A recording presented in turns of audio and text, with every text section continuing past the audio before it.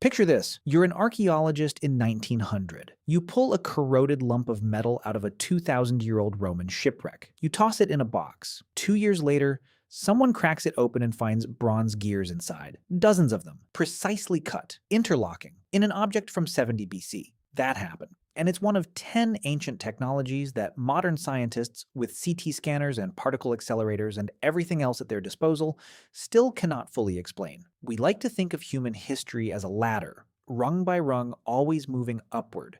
But that's not what history actually looks like. What history looks like is peaks and valleys. Civilizations rise, build extraordinary things, then collapse, and take their knowledge with them. Trade routes close. Libraries burn. Craftsmen die without passing on their methods, and the formulas, the techniques, the trade secrets they carried, they disappear. What survives is objects, physical things that outlasted the people who made them. And when we put those objects under modern scanners and microscopes, what we find is genuinely unsettling. Carbon nanotubes in a medieval sword, nanotechnology in a Roman wine cup, concrete from the 2nd century that repairs its own cracks, a mechanical computer from 70 BC that wouldn't be matched in complexity for 1,400 years. None of this is myth. These objects are in museum collections right now. Here are 10 of them. It's 1900. Greek sponge divers exploring a Roman shipwreck near the island of Antikythera bring up marble statues, glassware, terracotta jars.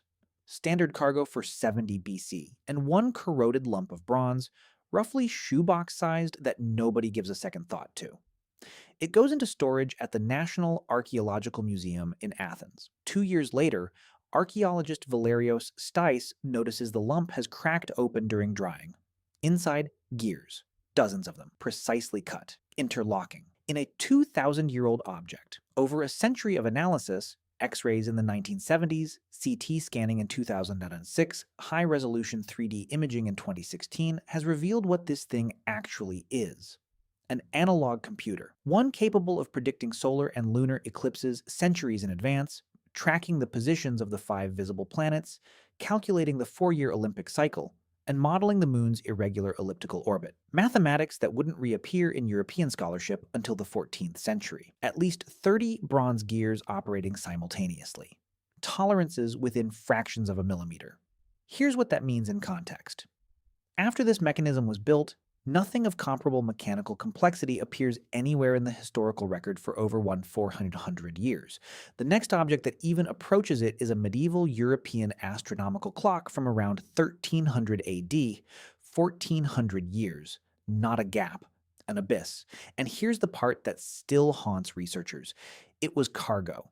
It was being shipped somewhere, which means it was normal enough to put on a commercial vessel.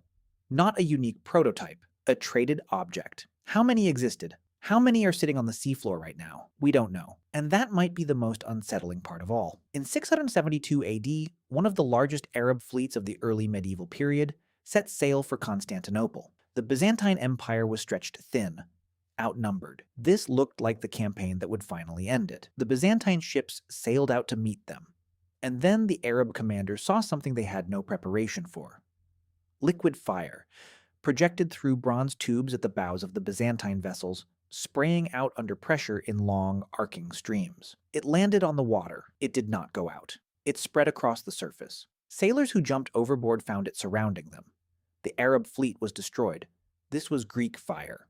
And the Byzantines used it to hold off their enemies for nearly 800 years. The formula was classified more tightly than anything else the empire possessed. Only a handful of people knew it at any given time. When Constantinople finally fell to the Ottomans in 1453, those people died.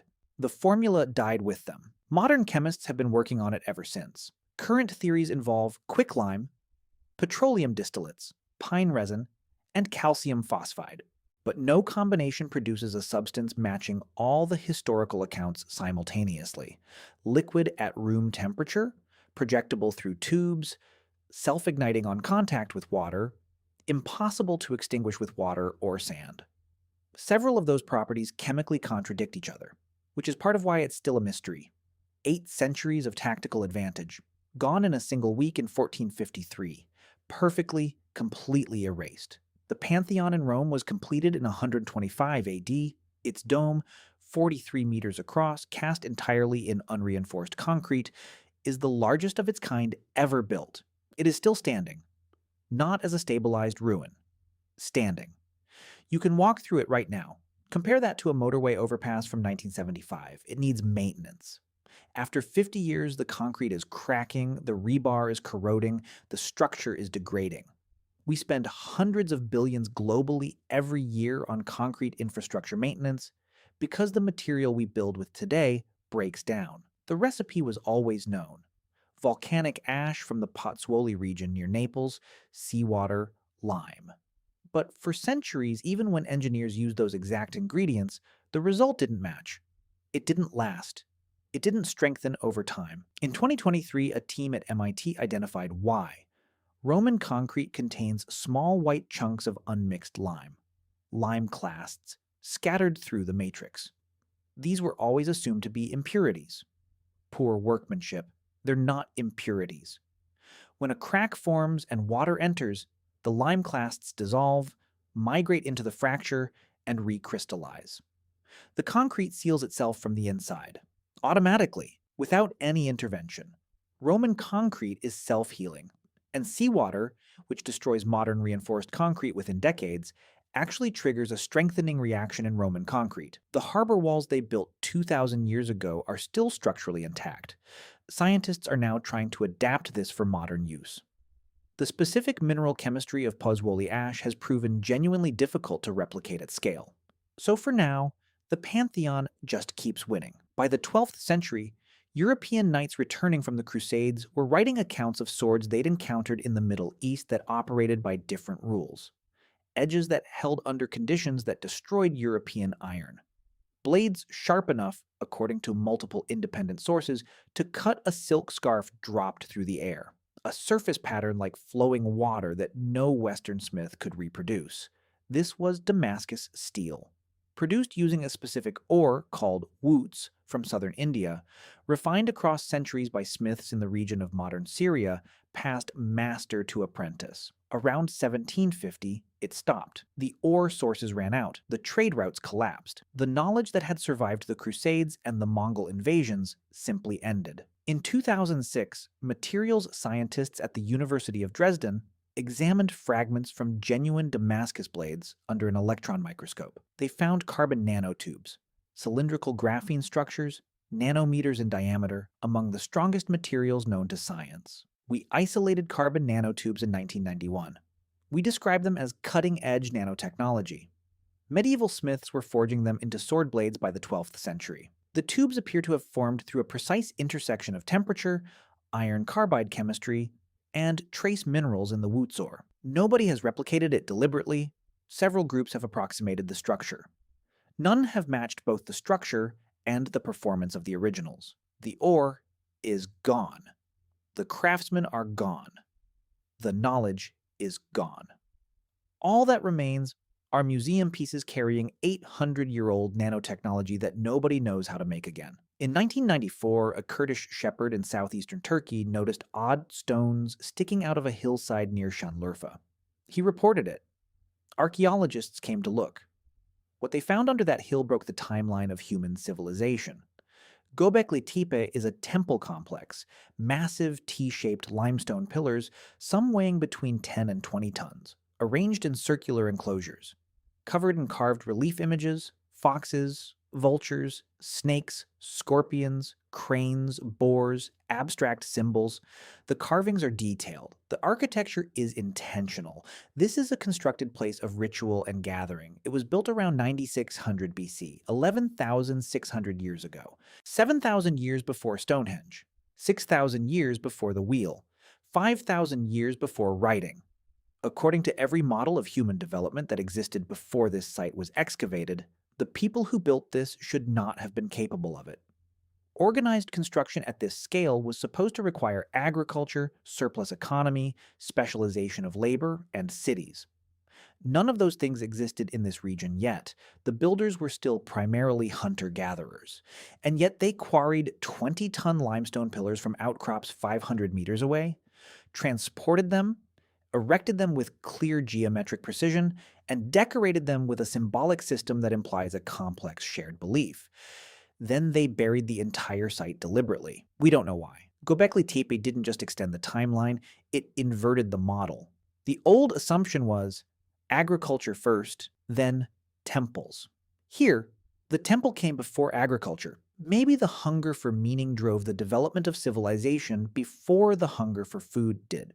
The evidence, for now, suggests exactly that. The Lycurgus cup is a Roman drinking vessel from the 4th century AD, kept in the British Museum. In normal light, it looks green. Put a light source behind it, it turns blood red. For over 1,000 years, nobody could explain this. Then, in 1990, researchers found gold and silver nanoparticles distributed uniformly throughout the glass, each one approximately 50 nanometers across. Nanotechnology in a Roman cup from around 300 AD.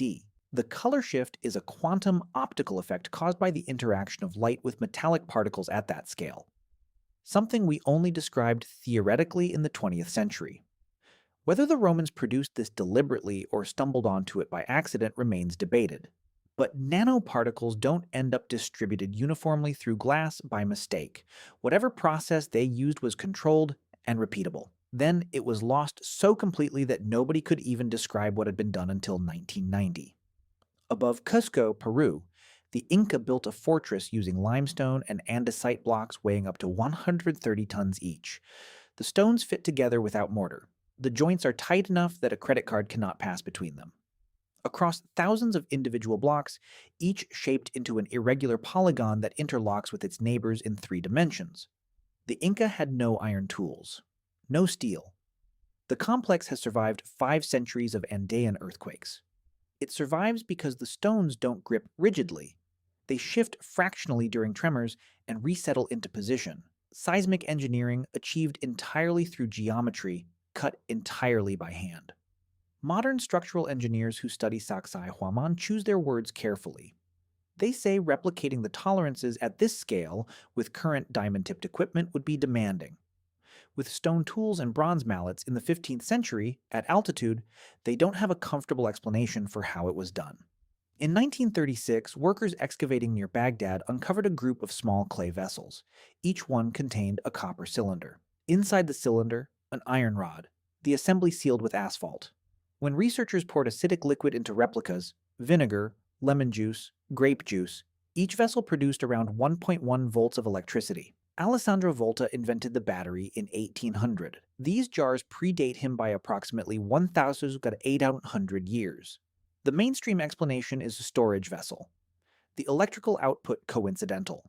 But consider copper, iron, an acidic electrolyte, a sealed container, assembled in precisely that configuration, repeatedly, across multiple identical examples. You don't accidentally build an electrochemical cell that many times in a row. Something deliberate was happening. We just don't know what. Between around 500 BC and 500 AD, the Nazca people of coastal Peru created thousands of geoglyphs across the Atacama Desert. Perfectly straight lines running for kilometers without deviation. And figures, a 50-meter spider, a 100-meter monkey with a spiral tail, a hummingbird with a 96-meter wingspan. The proportions are accurate across enormous scale. The images are essentially only visible from the air. The Nazca had no aircraft. The leading explanation is a rope and grid system. Small drawings scaled up using stakes and ropes. Researchers have replicated the technique. It works. But maintaining proportional accuracy across 450 square kilometers of open desert, across 1,000 years, across multiple generations who could never see the complete images they were creating, that doesn't yet have a fully satisfying explanation. In 2020, a 37-meter cat geoglyph was found during routine conservation work. 2,000 years old. Sitting in plain sight. Nobody had noticed. There are almost certainly more. At 3,800 meters above sea level in the Bolivian Andes, a temple complex called Pumapunku contains stone blocks that look less like ancient construction and more like machined components. Symmetrical H-shaped forms. Surfaces flat to fractions of a millimeter. Drill holes of perfectly consistent diameter. Interlocking shapes that fit together with the tolerance of manufactured parts. The material is andesite, one of the hardest stones on Earth. The Tiwanaku people who built this had no iron tools, and no written system we have deciphered. Engineers who have studied the site describe the surface accuracy as extraordinary. The consistency of the drill holes in a material that resists modern diamond-tipped equipment as remarkable. The nearest andesite quarries are 10 kilometers away. The site sits at nearly 4,000 meters altitude, where physical work is significantly harder than at sea level. Nobody has demonstrated how it was done. It just sits there, precise, unexplained. Here is what all 10 of these have in common. None were accidents, none are myths, no extraterrestrial intervention required. These are objects made by human hands, by people who, according to the frameworks we usually apply to history, were not supposed to know what they clearly knew. And then the knowledge disappeared, not because it was impossible to preserve, because the systems that carried it collapsed. Wars ended the people who held it. Famines scattered communities. Migrations severed the connection between masters and apprentices. Trade routes that had moved specific materials for centuries closed almost overnight. Empires fell, and the institutional memory they contained went with them. We talk about human progress as if it accumulates naturally, each generation inheriting everything the last one built, always adding, never losing. But knowledge isn't stone. It has to be actively transmitted, person to person, hand to hand, through years of direct contact and practice. When that chain breaks even once, things vanish that took centuries to develop. Roman concrete was in continuous use for 500 years. Then Rome fragmented, the Pozzuoli supply collapsed, the technique was approximated and eventually replaced. The self-healing mechanism, which the Romans may not have consciously understood, disappeared with the practice. Damascus steel survived the Crusades and the Mongol invasions. Then, 2 supply lines failed simultaneously, and it was over within a generation. Greek fire held an empire for 8 centuries. Constantinople fell in a single week in 1453, and we have been debating the chemistry ever since. Today, you live in a world with more preserved information than at any point in history. Servers, backups, redundancy, digital archives. And still, when a small company collapses, the tacit knowledge, the things engineers knew but never wrote down, leaves with the people who held it. We haven't solved the problem of lost knowledge, we've just made it slower.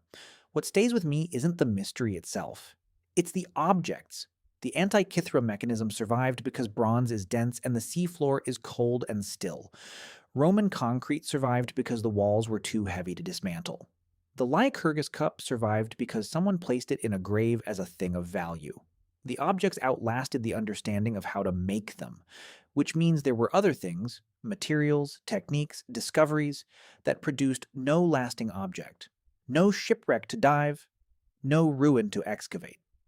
Things that existed, were used, were refined, and then vanished without leaving anything behind that a future archaeologist could ever find. The 10 technologies in this video are the ones we got lucky with, the ones where a physical object happened to survive long enough for someone to find it and recognize what it was. How many didn't make it? We can't know. That's the nature of lost knowledge. You don't get to know what you're missing. The gap doesn't announce itself. What we can say with certainty, based on what we have found, is that the distance between what human beings have understood across the full span of our existence on this planet and what we understand right now is almost certainly much larger than we think. We are not the end point of this story. We are somewhere in the middle. Thanks for watching. Like and subscribe, and join us for more ancient history videos explained through simple visuals and brought to life one story at a time.